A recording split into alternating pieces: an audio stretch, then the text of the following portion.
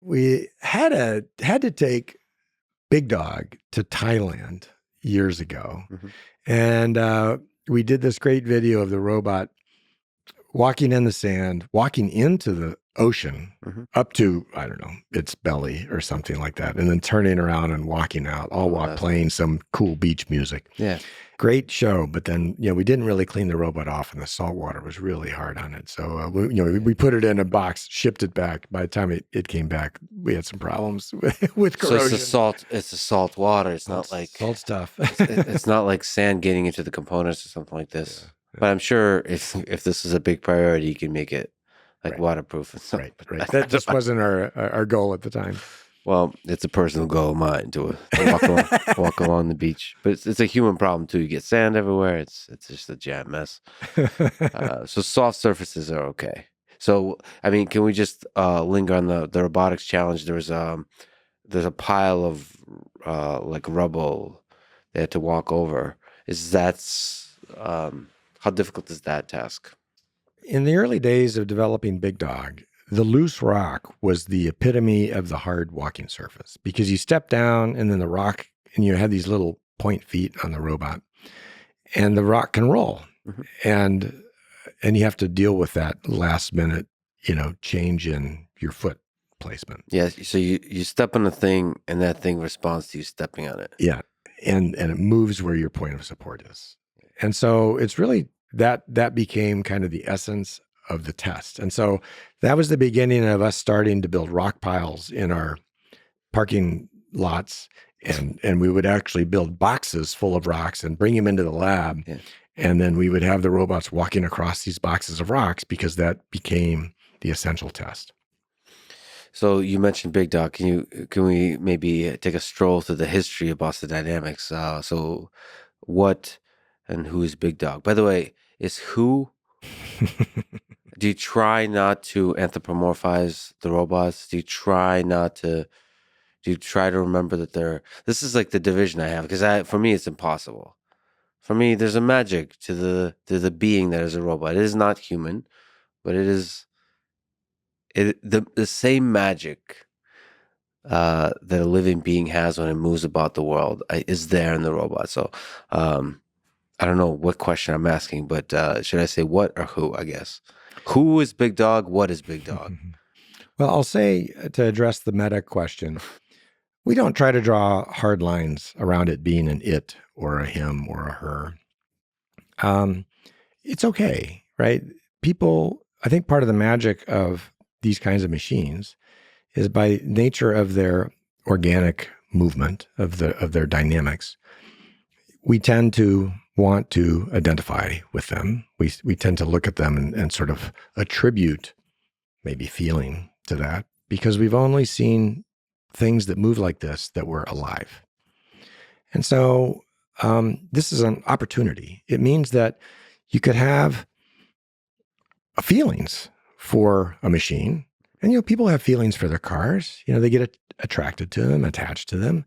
So that's inherently could be a good thing, as long as we manage what that interaction is. So we don't put strong boundaries around this, and ultimately think it's a benefit, but it's also can be a bit of a curse, because I think people look at these machines and they attribute a level of intelligence that the machines don't have. Why? Because again, they've seen things move like this that were living beings, which are intelligent. And so they want to attribute intelligence to the robots that isn't appropriate yet, even though they move like an intelligent being. But you try to acknowledge that the anthropomorphization is there, and try to, first of all, acknowledge that it's there.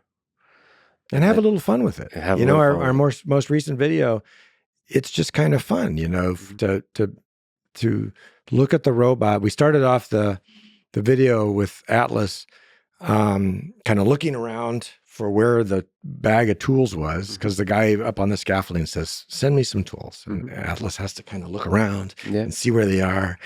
And there's a little personality there that is fun. It's entertaining. It makes our jobs interesting. And I think in the long run can enhance interaction between humans and robots that in a way that isn't available to machines that don't move that way. This is something to me personally is very interesting. I've been I happen to have a lot of legged robots. I hope to have a lot of spots in my possession. I'm interested in celebrating robotics and celebrating companies, and I also don't want to companies that do incredible stuff like Boston Dynamics.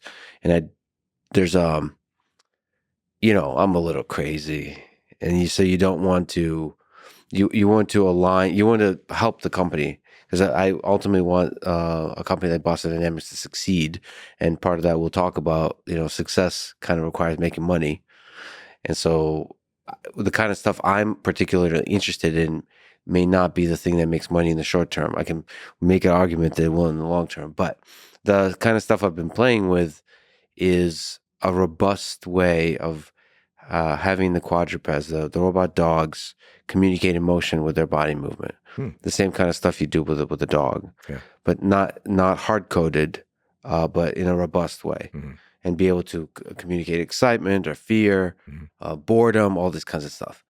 And I think as a base layer of function of behavior to add on top of a robot, I think that's a really powerful way to make the robot more usable for humans for whatever I think it's application. going to be really important, and it's a thing we're beginning to pay attention to.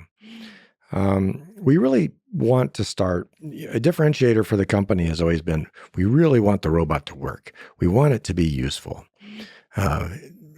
Making it work at first meant the legged locomotion really works. It can really get around and it doesn't fall down.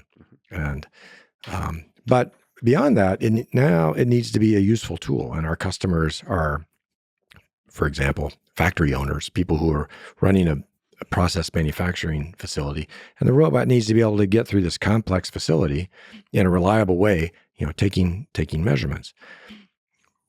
We need for people who are operating those robots to understand what the robots are doing. If the robot needs help or is in trouble or something, it needs to be able to communicate, and a physical indication of some sort so that a person looks at the robot and goes, "Oh, I know what that robot's doing. The robot's going to go take measurements of my vacuum pump with its thermal camera." You want to be able to indicate that, or even just the robot's about to turn, in front of you, and maybe indicate that it's going to turn, and so you sort of see and can anticipate its motion. So this kind of communication is going to become more and more important. It wasn't sort of our starting point, but now the robots are really out in the world, and we have about 1,000 of them out with customers right now. This layer of physical indication, I think, is going to become more and more important.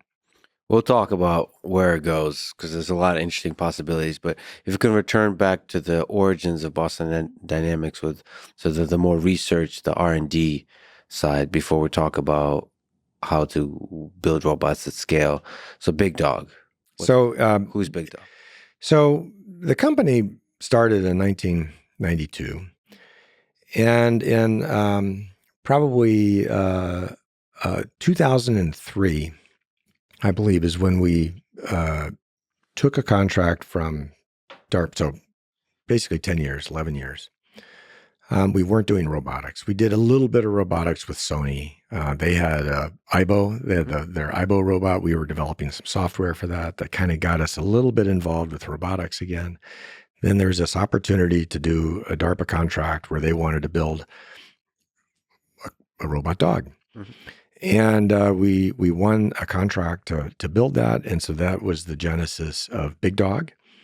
And it was a quadruped, and it was the first time we built a robot that had everything on board, that you could actually take the robot out into the wild and operate it. So it had onboard power plant, it had onboard computers, it had hydraulic actuators that needed to be cooled. So we had cooling systems built in, everything integrated into the robot. And that was a pretty rough start, right? It was 10 years that we were not a robotics company. We were a simulation company. And then we had to build a robot in about a year. So that was a little bit of a rough transition. I mean, can you just comment on the roughness of that transition? Because Big Dog, I mean, this is just big. quadruped, four legs robot. We built a few different versions of them, but the first one, the very earliest ones, didn't work very well. And we would take them out, and it was hard to get, a go-kart engine driving a hydraulic Oh, is that pump. what it was? I was and having that all work while trying to get the robot to stabilize itself. And so what was the power plant? What was the engine? It seemed like my vague recollection. It, I don't know. It felt very loud and aggressive and kind of thrown together. That's what it kind of. Oh, it absolutely was, right? We weren't trying to design the best robot hardware at the time. And we wanted to buy an off-the-shelf engine. And so many of the early versions of Big Dog had literally go-kart engines or something like that. Usually gas-powered? Like a gas-powered two-stroke engine. And the reason why it was two-stroke is two-stroke engines are lighter weight. But they're also, and we generally didn't put mufflers on them because we're trying to save the weight. And we didn't care about the noise. And some of these things were horribly loud. But we're trying to manage weight, because managing weight in a legged robot is always important because it has to carry everything. That said, that thing was big.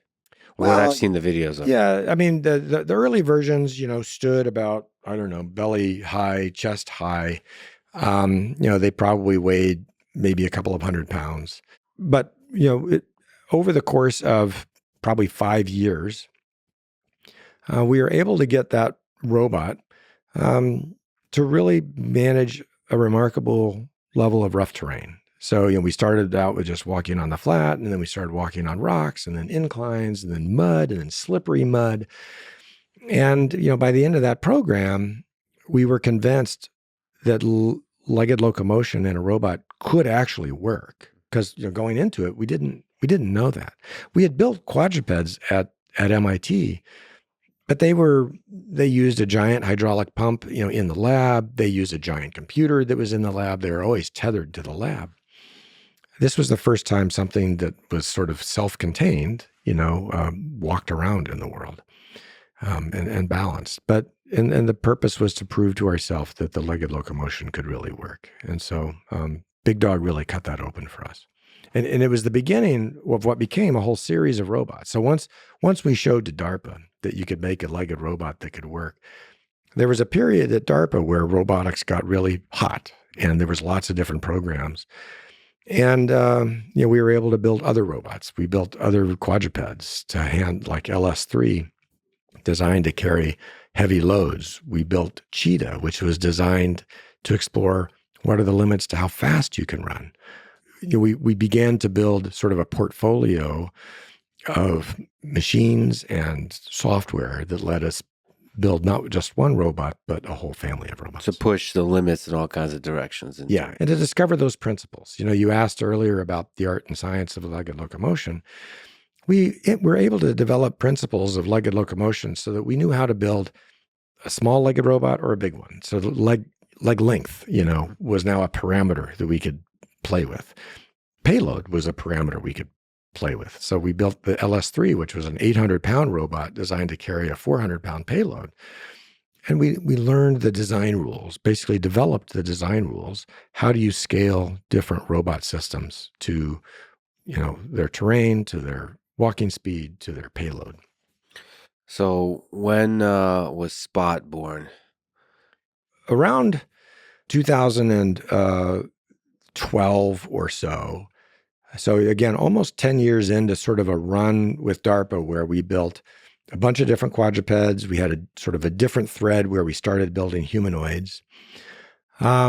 We saw that probably an end was coming where the government was going to kind of back off from a lot of robotics investment. And in order to maintain progress, we just deduced that, well, we probably need to sell ourselves to somebody who wants to continue to invest in this area, and that was Google. And so at Google, we would meet regularly with Larry Page, and Larry just started asking us, well, what's your product going to be? Mm-hmm.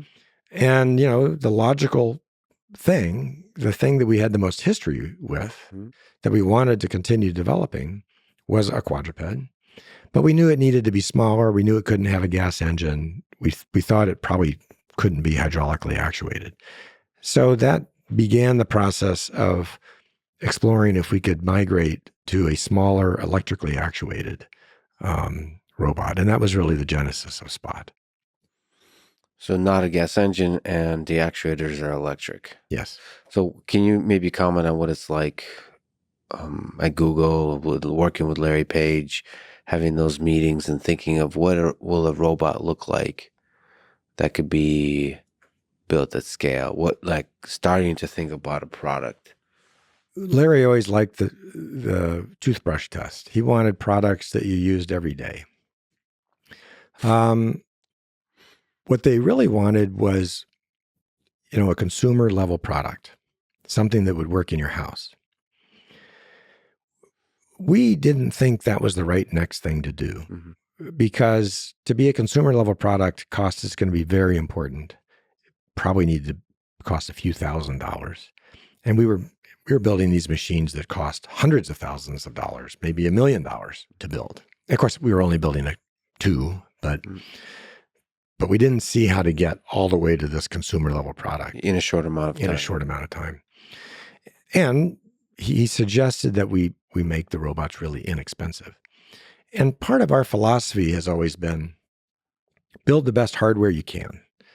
Make the machine operate well so that you're trying to solve, discover the hard problem that you don't know about. Don't make it harder by building a crappy machine, basically. Build the best machine you can. There's plenty of hard problems to solve that are going to have to do with, under-actuated systems and balance.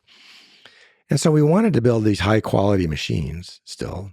And we thought that was important for us to continue learning about really what was the important parts of that make robots work.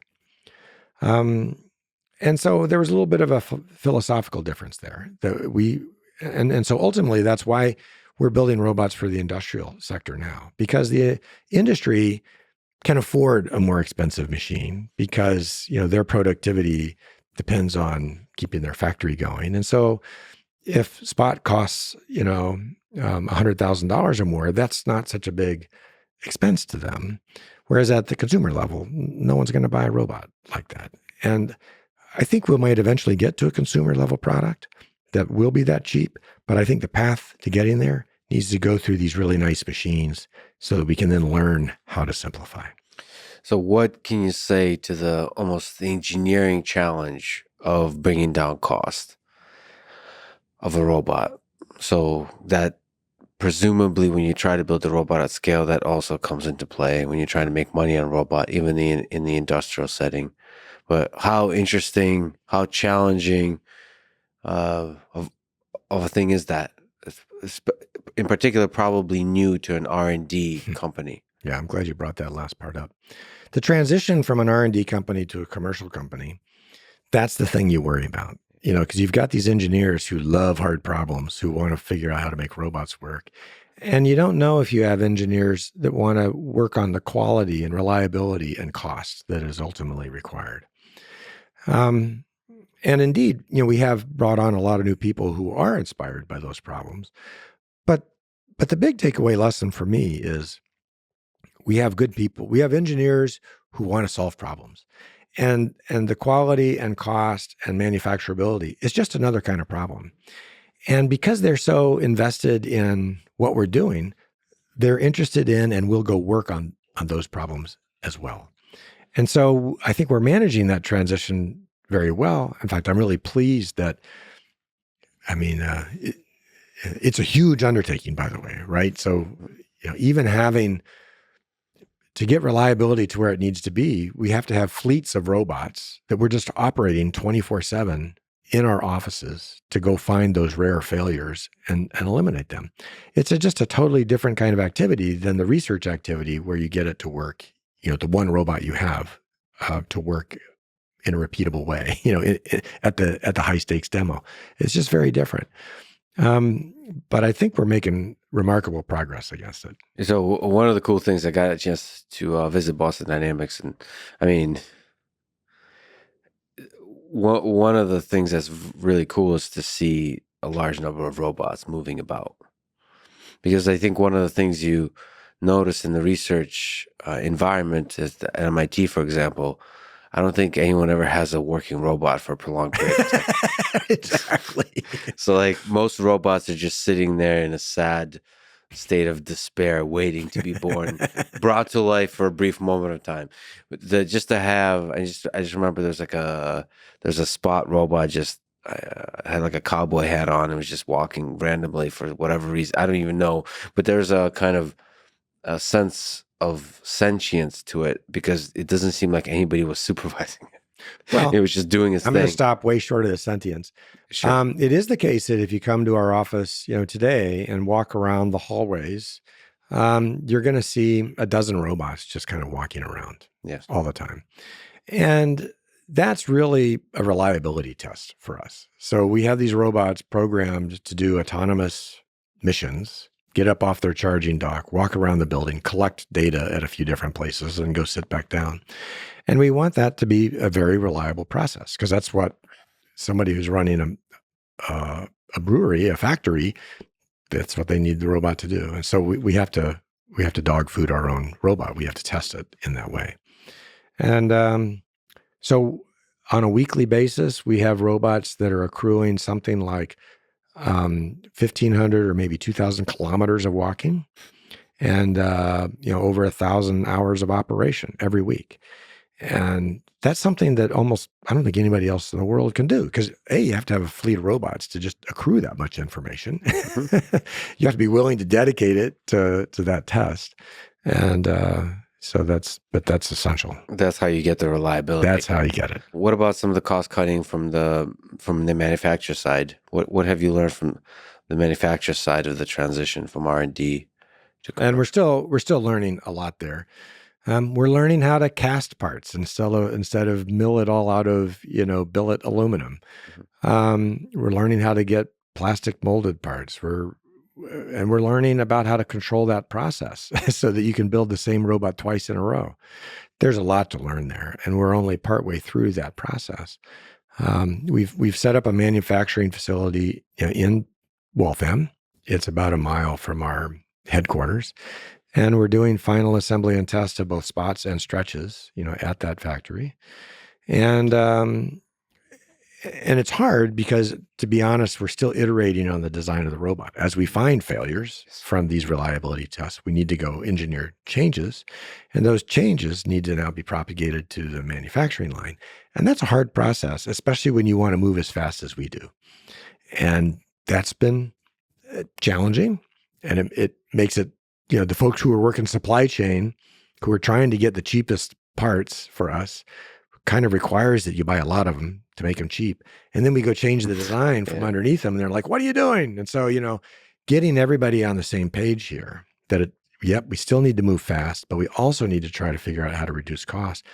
That's one of the challenges of this migration we're going through. And over the past few years, challenges to the supply chain. I mean, I imagine you've been a part of a bunch of stressful meetings. Yeah, things got more expensive and harder to get, and so it's all been a challenge. Is there still room for simplification? Oh yeah, much more. And these are really just the first generation of these machines. We're already thinking about what the next generation of Spot's going to look like. Spot was built as a platform, so you could put almost any sensor on it. Mm-hmm. We provided data communications, mechanical connections, power connections. But for example, in the applications that we're excited about, where you're monitoring these factories for their health, there's probably a simpler machine that we could build that's really focused on that use case. Mm-hmm. And that's the difference between the general purpose machine or the platform versus the purpose-built machine. And so even in the factory, we'd still like the robot to do lots of different tasks. If we really knew on day one that we're going to be operating in a factory with these 3 sensors in it, we would have it all integrated in a package that would be easier, less expensive, and more reliable. So we're contemplating building, a next generation of that machine. So we should mention that Spot, for people who somehow are not familiar, so is a yellow robotic dog, and has been featured in many dance videos. It also has gained an arm. So, what can you say about the arm that Spot has? About the challenges of this design and the manufacture of it? We think the future of mobile robots is mobile manipulation. That's where, in the past 10 years, it was getting mobility to work, getting the legged locomotion to work. If you ask, what's the hard problem in the next 10 years? It's getting a mobile robot to do useful manipulation for you. And so we wanted Spot to have an arm to experiment with those problems. And the arm is almost as complex as the robot itself, and it's an attachable payload. It has, several motors and actuators and sensors. It has a camera in the end of its hand, so you can sort of see something. And the robot will control the motion of its hand to go pick it up autonomously. So in the same way the robot walks and balances, managing its own foot placement to stay balanced, we want manipulation to be mostly autonomous, where the robot, you indicate, okay, go grab that bottle, and then the robot will just go do it using the camera in its hand and then sort of closing in on that, the grasp. But it's a whole nother complex robot on top of a complex legged robot. And of course, we made the hand look a little like a head, because again, we want it to be sort of identifiable. In the last year, a lot of our sales have been people who already have a robot now buying an arm to add to that robot. Oh, interesting. And so the arm is for sale. Oh yeah, it's an option. What's the interface like to work with the arm? Like, is it pretty? So, are they designed primarily? I could just ask that question in general about robots from Boston Dynamics. Is it designed to be easily and efficiently operated remotely by a human being, or is there also the capability to push towards autonomy? We want both. In the next version of the software that we release, which will be version 3.3, we're going to offer the ability of if you have an autonomous mission for the robot, we're going to include the option that it can go through a door, which means it's going to have an arm, and it's going to have to use that arm to open the door.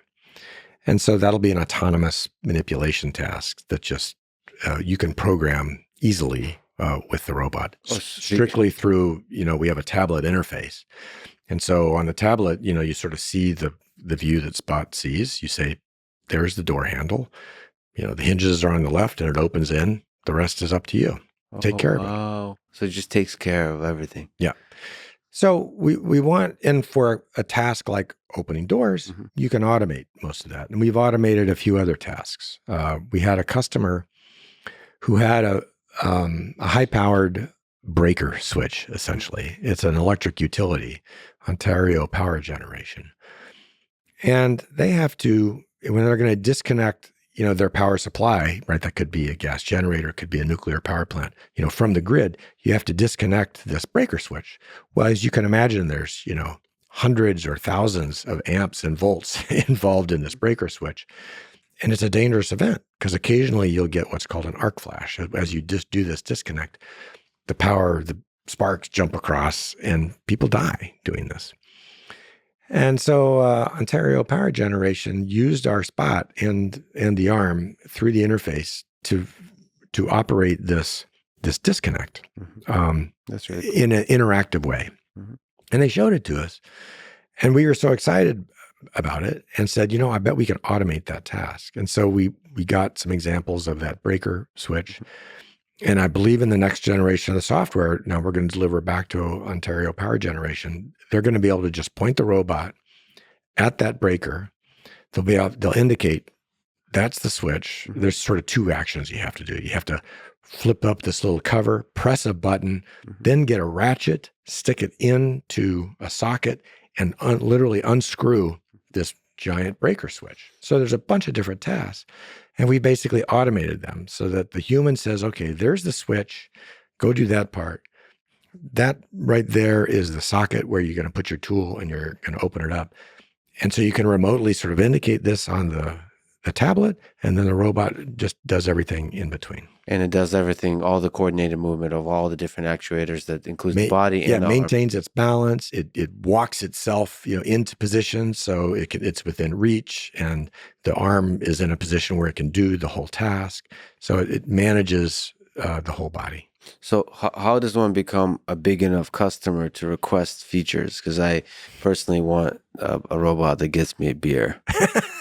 I mean, that has to be like one of the most requested, I suppose, in the industrial setting. That's a non-alcoholic beverage of picking up objects and bringing the objects to you. We love working with customers who have challenging problems like this. And this one in particular, because we felt like what they were doing, A, it was a safety feature. Mm-hmm. B, we saw that the robot could do it because they teleoperated it the first time. Probably took them an hour to do it the first time, right? But the robot was clearly capable. And we thought, oh, this is a great problem for us to work on to figure out how to automate a manipulation task. And so we took it on, not because we were going to make a bunch of money from it in selling the robot back to them, but because it motivated us to go solve what we saw as the next logical step. But many of our customers, in fact, we try to, our bigger customers, typically ones who are going to run a utility or a factory or something like that, we take that kind of direction from them. And especially if they're going to buy 10 or 20 or 30 robots, mm-hmm. and they say, I really need it to do this. Well, that's exactly the right kind of problem that we want to be working on. Mm-hmm. And so. Note to self, buy 10 spots and aggressively push for beer manipulation. I think it's